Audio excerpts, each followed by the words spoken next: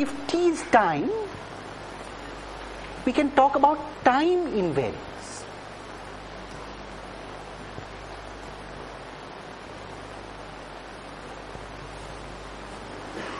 Right? So in particular, if t is the variable time, then we can talk about time invariance. So we can say a system is time invariant or time variant, depending on whether it obeys this requirement or not for t being time.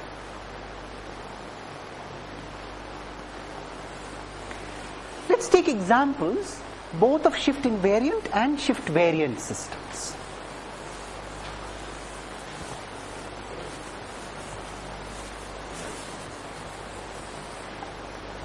Let's take the example of yt is xt plus xt minus 1 the whole square.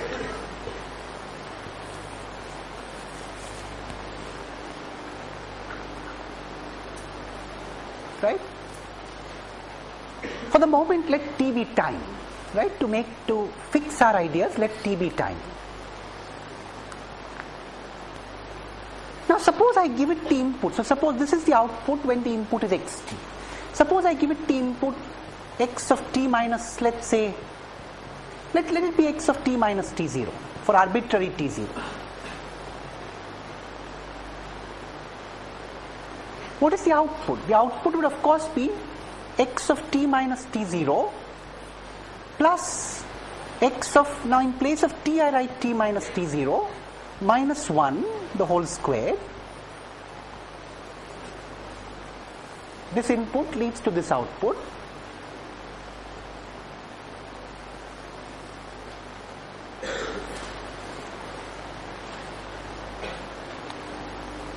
But it is very easy to see that this is nothing but y of t minus t0.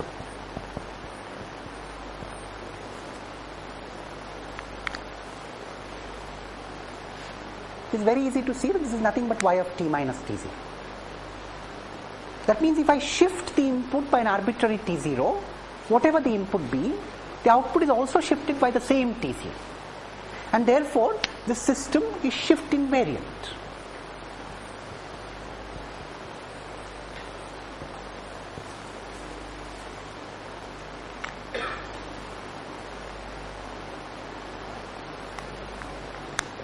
Now, let us try and make the system shift variant by introducing a troublemaking factor. Would you like to suggest what we should do to make this shift variant or not shift invariant? Yeah. You have to speak into the microphone. So there are some suggestions coming up. Just a moment.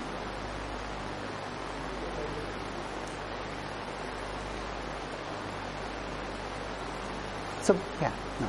So x is a function of t square. X is oh, that's very good. Yes. Any other examples? That's one. Let's take all the possible cases. Sami.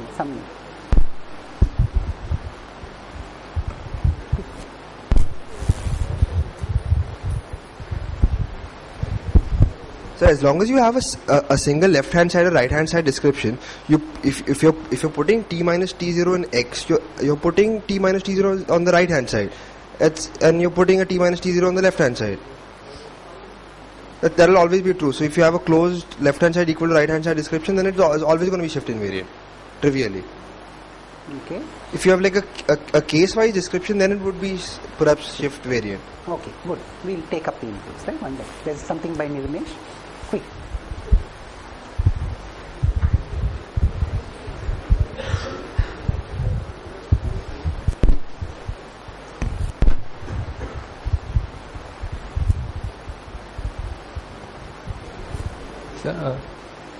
So that would not be the case if the system description includes, for example, multiplication by t. Very good.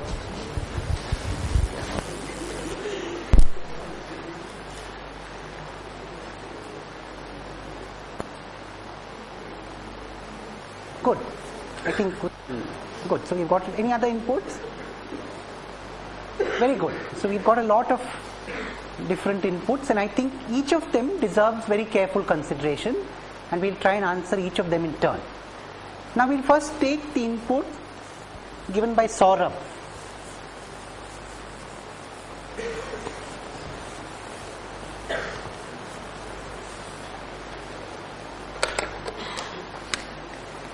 Y of t is x of t squared. Let's see what happens here. Now you see, this is deceptive in the sense, if I give it, now the question is, suppose I give this x of t minus t0, what is the corresponding output? Now we have to be careful here. What does the system do? See, you have to interpret the system very carefully. You see, y of t here is not x of t minus t0 the whole square. Y of t is not x of t minus t0 the whole square. No. Now this may not be obvious to us unless we actually interpret the behavior of the system. So I shan't start arguing from symbols. Let's instead write down what the system does, right? So let's try and understand what the system does. Now, let's take some particular points on the t-axis, right? So let's take the point 0, let's take the point 1, let's take the point 2, let's take the point 3 on the t-axis. What does the system do? It takes the value of 0 and puts it at 0. It takes the value of 1 and puts it at 1. It takes the value of 2 and puts it at 4. And it takes the value of 3 and puts it at 9.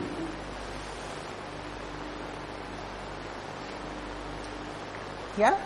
This should be understood. So it takes each value of the input and puts it at a point on the output which corresponds to the square of the independent variable. Of course, we assume here that we are talking about a single independent variable. Right? Now, as a consequence, suppose I happen, see, now it's very interesting. You see, you look at the region between 0 and 1. Whatever was in xt between 0 and 1 will also be mapped to yt between t equal to 0 and t equal to 1. But suppose you shift the whole input forward by 1 unit. So now what is at 0 comes to 1 and what is at 1 comes to 2. The whole thing is shifted forward. So what are we doing? We're talking about x of t minus 1. So x of t minus 1 is xt shifted forward by 1.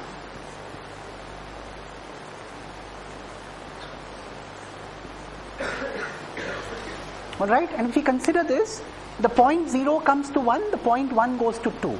Now what's going to happen? This entire region between 1 and 2 shall get mapped to the region between 1 and 4. So it's very clear that this is not a shifted version of the original input. It couldn't be because, and definitely it's not shifted by 1. Because if it were shifted, that 0 to 1 region should have occupied a 0 to 1 or a region at least of unit length. That is not happening in any case, and therefore this system is clearly shift variant, not shift invariant. So Saurabh was quite correct in saying this is an example of a shift, not shift invariant system. Alright? Now that's interesting. Now that brings us to the point raised by Samir. Right? He said, suppose we have an explicit description where it is possible to relate the input and the output explicitly, as we've done here.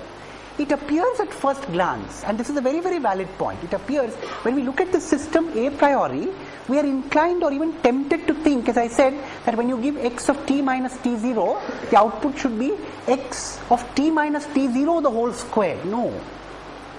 Right? That's the problem. So in fact, what is the output really? Let's be careful.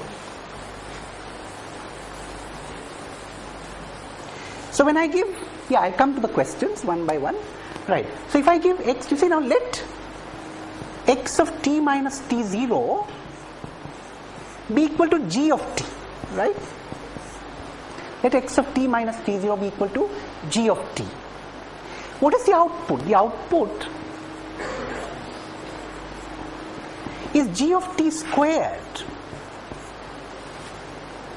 And what is that? That is x of t squared minus t0 and not t minus t0 the whole squared. Alright, so the difference is that the output is x of t squared minus t0 and not t minus t0 the whole squared. Alright, so this is a subtle point which one should keep in mind very carefully when dealing with these situations where the independent variable is manipulated. Where does in fact this gives us a general class of shift variant systems. What is one general way of bringing in shift invariance? Distorting or twisting the independent variable. When I distort the independent variable in a non-linear way. When I distort the independent variable in a non-linear way, then it leads to shift variance. However, if I distort the independent variable in the following way, suppose I have x of t is x of t minus 2. What can we say about this system? What does the system do? It shifts the input forward by 2 samples.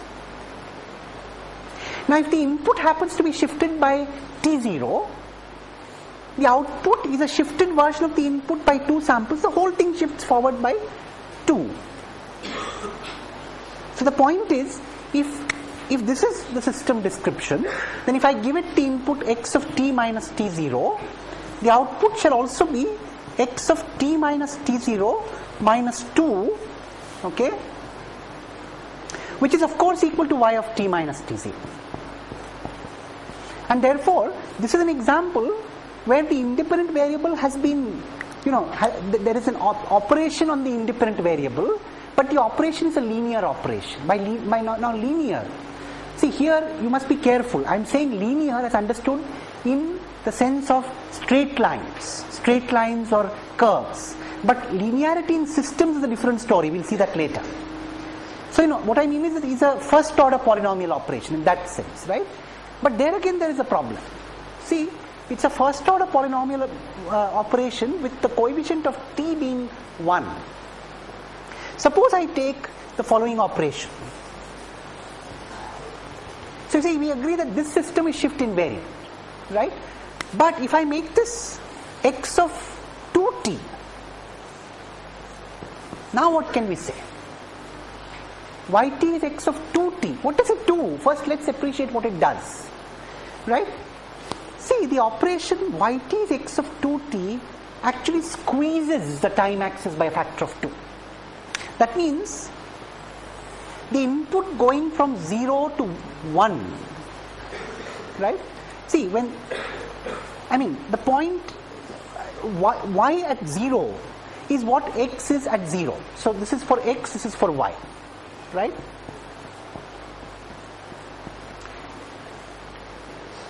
Y at half, right? Y at half is what x is at 1. So this goes there. 0 of course goes to 0, but whatever x is at 1 goes to y at half. So here the entire time axis is squeezed by a factor of 2. Now, one can, when I understand the operation of the system in this language, it's very easy to reason out whether it is shift invariant or not, right? Suppose I shift the input by 1 unit. What will happen to the output? It's going to get shifted, but by half a unit. So what can we say about the system? The system is not shift invariant, and the reason is that although, we have to be very careful. I told you, a system is said to be shift invariant only if the following holds. X of t minus t0 results in y of t minus t0.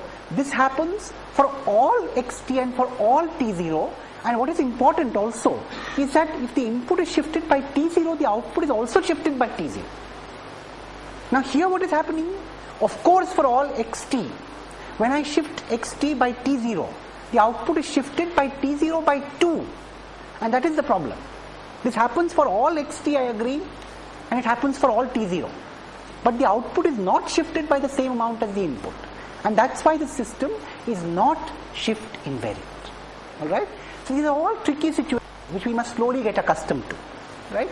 So if I squeeze the time axis, or if I have, so this is a linear operation, so to speak, on the independent variable. But it's a linear operation where the coefficient of t is non-unity. The coefficient of t is 2, and therefore the system becomes time variant or shift variant. Alright? Now this is another way to, so this is one situation that makes a system shift variant. When we manipulate, or when we have an operation on the independent variable. Now, there was another suggestion given by Nirmesh, namely that we don't change the independent variable, but we bring in a term that depends on the independent variable. So for example, suppose I have yt is t times xt. Suppose I have yt is t times xt. Now what can we say about the system? Is it shift invariant? Is it shift variant? Right? Well, it is very easy to see by taking an example. Suppose I have these two inputs.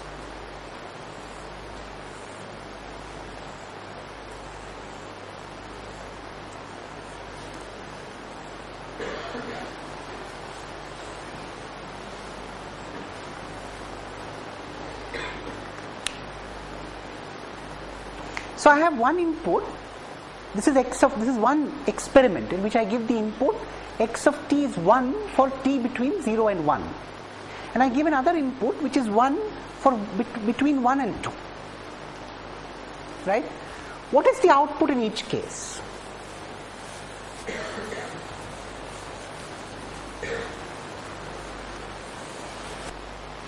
Now in this case, the output is going to be of the following nature. It's going to be a straight line going between 0 and 1.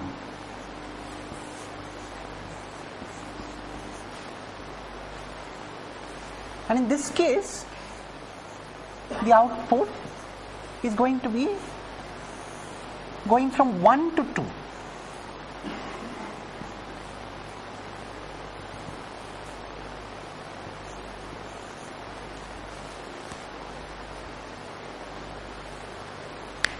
Alright? Very clearly, this output is not a shifted version of this by 1 unit. And one counter example suffices. So since I have shifted the input by 1 unit of time and the output has not been shifted exactly by 1 unit of time, it suffices to prove the system is not shift invariant. But I must warn you against concluding shift invariance from an example. I shall illustrate right here.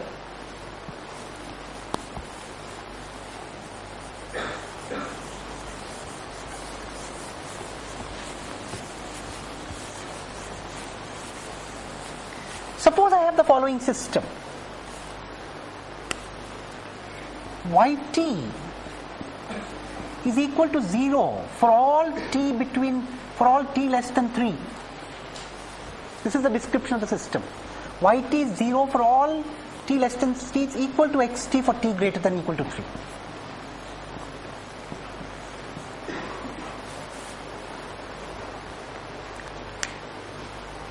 Now what can we say about this system?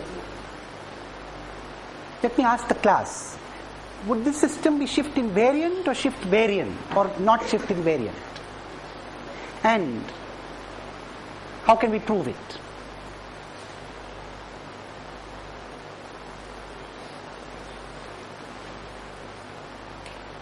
So what does the system do? It's like, up to it wakes up only at t equal to 3. And as soon as it wakes up, it simply keeps throwing out the input. Right? Now is the system shift invariant or shift variant? Well, it's shift. It's very easy to reason from common sense. The system is shift variant, because suppose, for example, you had an input which was, in fact, let's take the very two same inputs here, right?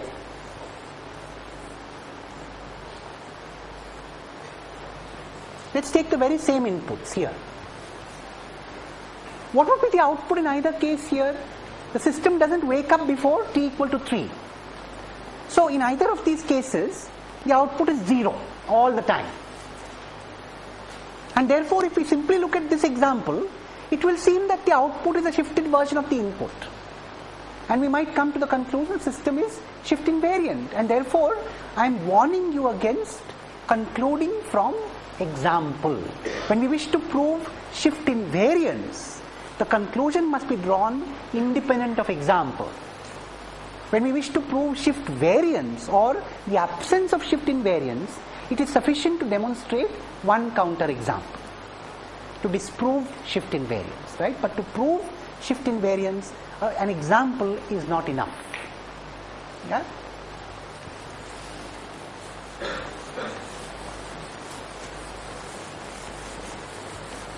Now, so far we have looked at 4 properties. Let us summarize them, right? The first one was memory. The second was causality. The third was stability in the BIBO sense.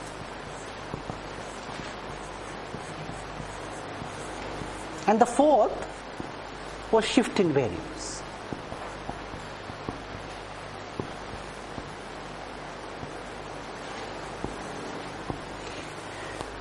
Now we should make some remarks about the common assumptions when dealing with all these properties. In other words, input independent variable.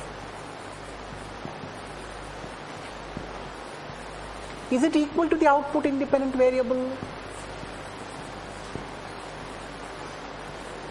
Well, in the case of memory, yes. In the case of causality, yes. Otherwise, there is no, the idea of causality or the idea of memory has no meaning until the two independent variables are the same. In the case of stability, no, it's not necessary. Right?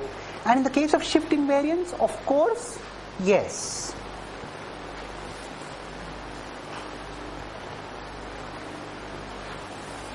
So, 1.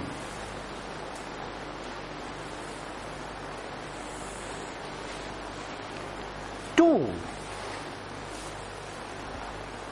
What I'll do is, I'll write 2 here.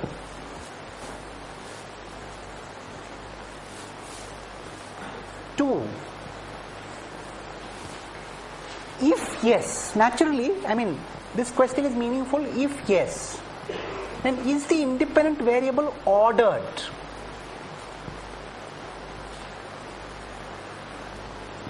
Ordered means, can I write down a sequence of the independent variable? That means if I'm given 2 values of the independent variable, can I say one is greater than the other in some sense, or one is lesser than the other, one comes before the other, or one comes after the other? Do I need to have that property on the independent variable, right? In case of memory, no. This is for 1, this is for 2. The answer for 2, answer for 1. Answer for 1, answer for 2. In causality, yes. In stability, of course, the answer here is no, so therefore it's irrelevant. Right? And here, the answer is no. No or yes.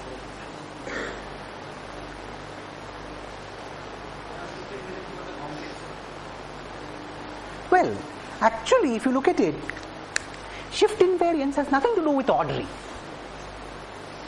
So one need not have an ordering, but one can still have shift invariance. In 2-dimensional space, I can talk about causality with respect to an ordering of 2-dimensional space. But when I'm talking about shift invariance in 2 dimensions, I don't have to order the 2-dimensional space. Alright? So the answer here is no. Right?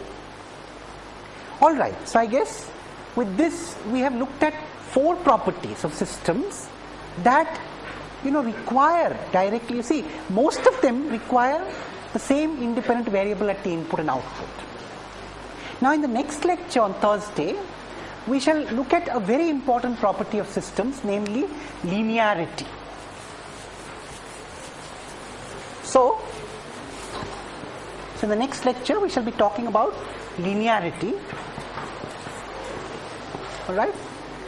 And we shall see that linearity is a property where we don't really need to have this same independent variable, but the idea is useful in a wide class of systems, right? So with that we conclude this lecture and meet on Thursday strictly at 8:30. Yeah? Thank you.